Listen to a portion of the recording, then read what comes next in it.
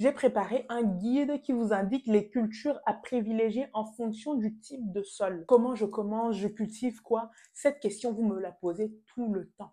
Vous voulez vous lancer dans l'agriculture, mais vous ne savez pas quoi cultiver. Et la vérité, c'est que tout dépend de votre sol.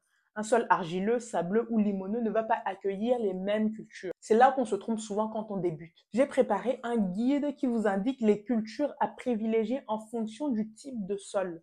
En le suivant, vous saurez exactement quoi planter. Vous gagnerez du temps sur 90% des personnes qui ne font pas d'analyse et qui cultivent à l'aveugle et qui échouent malheureusement. Pour obtenir ce guide, c'est très simple. Vous avez été nombreux à me demander des formations sur l'exportation, la transformation agricole, les pratiques durables, les cultures et bien d'autres sujets. Mais pour proposer des formations qui vous correspondent vraiment, j'ai besoin de mieux comprendre vos attentes. Et là, vous pouvez m'aider. Remplissez ce questionnaire. Je vous envoie votre guide spécial pour savoir quoi planter en fonction de votre sol. Le lien est juste en dessous. Ça vous prend quelques minutes et tout de suite après avoir répondu, vous recevez votre guide. À bientôt. Bonjour, bonsoir, c'est Muriel, ingénieure agronome au Cameroun et ailleurs en Afrique.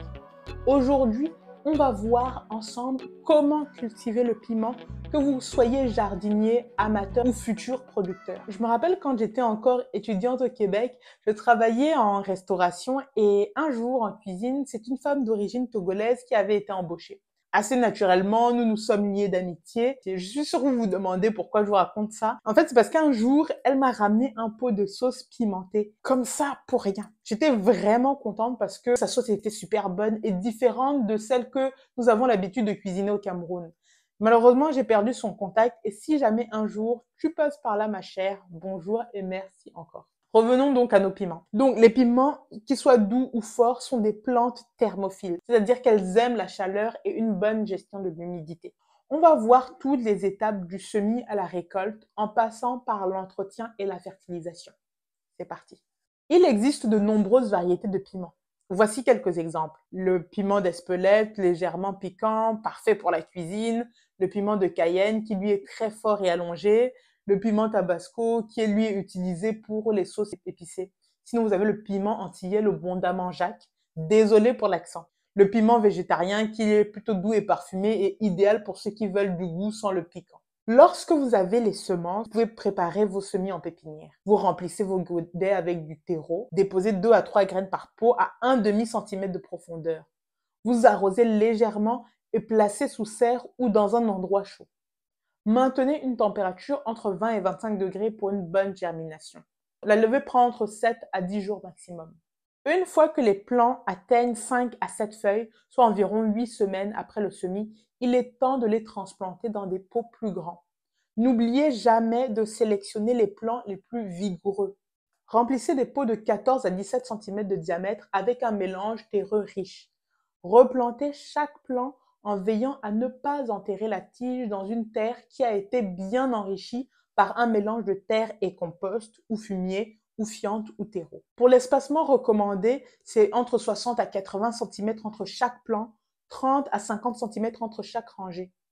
Arrosez légèrement et laissez la plante se développer. Si vous le pouvez, couvrez le sol avec un paillage ou un agrotextile pour conserver la chaleur et l'humidité. Le piment a un système racinaire peu profond.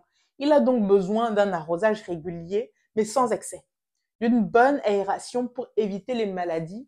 Donc, observez tous les jours et n'hésitez pas, selon la nature de votre sol et de la météo, à irriguer, d'autant plus lorsque la plante fleurit jusqu'à la récolte. Évitez l'eau stagnante qui va provoquer des maladies de champignons également.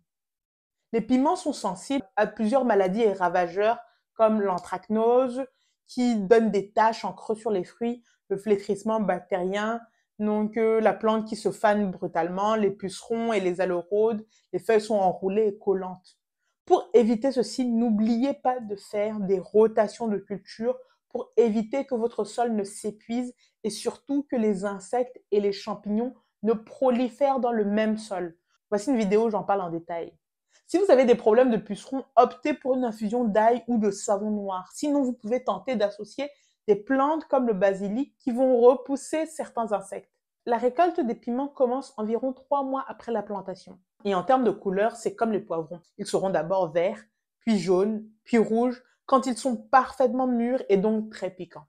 Certains cultivateurs de piments récoltent 2 fois par semaine en termes de fréquence.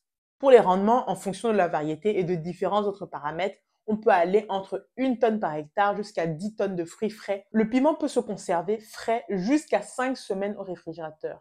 Séché, on peut en faire des guirlandes suspendues dans un endroit sec. Sinon, transformé, on en fait de la poudre ou en sauce pour une conservation longue durée.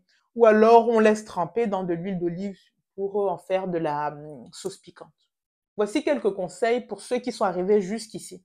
Donc, le premier, c'est un conseil de culture. Ne cultivez pas le piment et la tomate côte à côte ou même piment et tomate d'une année sur l'autre parce qu'ils ont les mêmes maladies et parfois aussi les mêmes insectes. Donc, si l'un est infesté, soyez sûr que ça ruinera votre autre culture si vous les cultivez en même temps ou d'une année sur l'autre. Faites donc très attention là-dessus. Conseil de préparation, si vous cuisinez un plat et qu'il y a trop de piment, rajoutez-y un peu de sucre ou alors un peu de miel ou du sirop d'agave ou alors vous mettez une pomme de terre coupée en petits morceaux et vous laissez mijoter 10 à 15 minutes et vous retirez du feu.